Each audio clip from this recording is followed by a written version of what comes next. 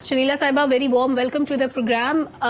जो सूरत हाल बन रही है, प्रोडिक्शन यही थी कि एक मखलूत हुकूमत बनेगी, लेकिन नून लीग के लिए इतना बड़ा सेटबैक होगा, अपसेट होगा, ये किसी को उम्मीद नहीं थी। उनके बहुत अहम रहनुमा बड़े बड़े लोग खास तौर पे फैसलाबाद से और कई हलकों से हार जाएंगे और फिर जो जीते हुए लोग हैं उनकी क्रेडिबिलिटी पे सवालिया निशान उठेंगे। ख्वाजा आसिफ साहब या नवाज शरीफ साहब जहां से जीते हुए हैं उन हलकों के नताइज को चैलेंज कर दिया जाएगा। ये अनबिलीवेबल था, अनएक्सपेक्टेड था, ये मतलब किसी ने सोचा नहीं था। देखिए कौसर, एक तो बात यह है कि इलेक्शन डे जो होता है ना, वो हमेशा से सरप्राइजेस उसमें रहते हैं।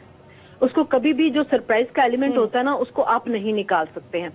इलेक्शन जो चैलेंज होते हैं वो आप देखें कि पिछली दफा जब इमरान खान साहब जीते थे साद रफीक से 2000 वोटों की लीड के साथ, तो उनका इलेक्शन चैलेंज हुआ, रिकाउंटिंग में गए तो साद रफीक की जो थी लीड बढ़ रही थी, तो साथ ही साकिब निसार साहब ने वहां पे रिकाउंटिंग जो थी वो रुकवा दी थी। तो उस दफा भी बहुत से जो नताइज थे वो उनको चैलेंज किया गया था, वो कंट्रोवर्शियल बने थे।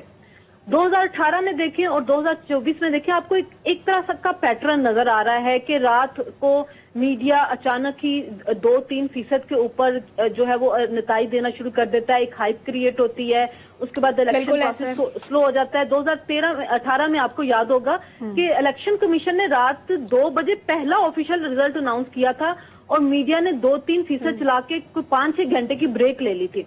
तो ये जो चीज होती है ना, उसकी वजह से बड़ा एक कंफ्यूजन क्रिएट हो गई थी।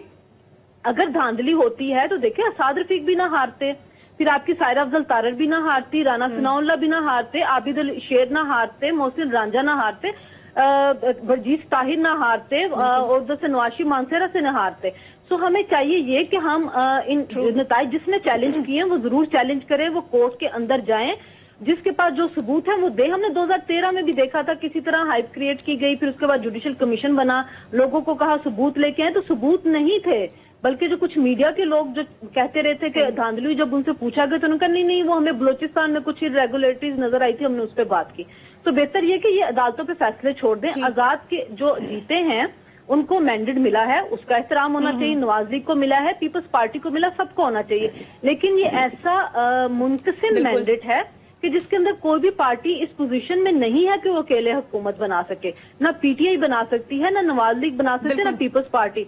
सबको कहीं ना कहीं एक दूसरे के साथ मिलके कोई ना कोई इत्तेहाद करना पड़ेगा, उस इत्तेहाद के बाद हुकूमत बनेगी। अभी जो आजाद की तरफ आना पड़ेगा, सारी चीजें स्कैटर्ड नजर आ रही हैं। ठीक जी, मैं इस पे डॉक्टर साहब का कोई कमेंट ले लूं, शनीला साहिबा अगर मुझे इजाजत दें। जी जी जी जी जी एक बात और मैं थोड़ा ऐड कर दूं कि जो आजाद हैं, इलेक्शन कमीशन की वेबसाइट के ऊपर सबको आजाद में डाला जा रहा है। उनमें से बहुत से ऐसे हैं 10-12 जिनको नवाज लीग ने टिकट नहीं दी थी, वो उनके और वो इलेक्शन आजाद लड़े थे, वो पीटीआई के नहीं। उसके अलावा कुछ और आजाद भी हैं जिनको कोई पार्टी टिकट नहीं मिला हुआ। तो ये तो जब आपके सामने फाइनल लिस्ट आएगी तो आपको पता चलेगा कि पीटीआई के बैक करते कैंडिडेट कितने जीते हैं। तो मेरे ख्याल में कुछ 1-2 दिन का इंतजार और किया जाए, ताकि उसके बाद ही कोई क्या सराही हो कि कौन सी पार्टी जो है वो लीडिंग पोजीशन। यानी जो आजाद उम्मीदवार हैं उसमें भी आप दुरुस्त कह रही हैं, कुछ लोग ऐसे भी हैं जो वापस नून लीग में शामिल होने जा रहे हैं, उसके बाद सिचुएशन क्लियर होगी। सारे लोग पीटीआई सपोर्टेड नहीं है जो इंडिपेंडेंट कैंडिडेट्स कामयाब हुए।